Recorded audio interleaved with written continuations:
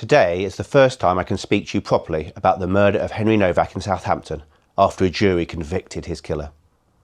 First and foremost, this is an unspeakable tragedy, and I cannot begin to imagine what Henry's family have suffered. We've not spoken about this before today, as it was vitally important to us that nothing be published which could prejudice the trial and prevent justice from happening. I am deeply sorry that Henry could not be saved. I'm sorry that in the moments before he lost consciousness, he had been handcuffed and arrested.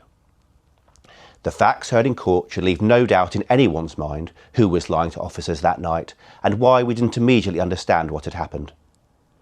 During the 999 call, when officers first arrived at the scene, and even when Henry's condition was deteriorating quickly, his killer continued to divert the blame, obstruct our inquiries, and never admit the serious harm which had been done.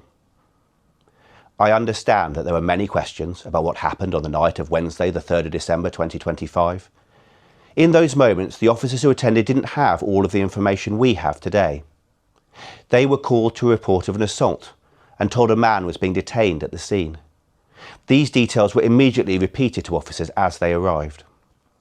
The attending officers sought to take control of a complex situation, and based on what they had been told, they placed Henry in handcuffs and told him he was under arrest. But within 3 minutes of arriving, they realised the severity of his condition, the handcuffs were removed, an ambulance was called, and they started CPR. The horrendous injuries Henry suffered were internal. The pathologist's evidence at court was clear. Sadly, nothing we could have done that night would have saved him. His wound was difficult to find and had caused a significant amount of internal bleeding. As people worked to try and save him, 3 people were arrested at the scene, including the man now convicted of his murder.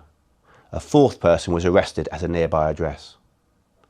My officers responded swiftly to a situation which was confusing and unclear, and within minutes were giving Henry first aid and trying to save his life.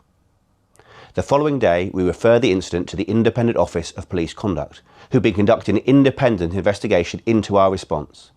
We are committed to acting on their findings. Henry Novak was an 18-year-old who had his whole future in front of him. That future has been cut short through a senseless attack.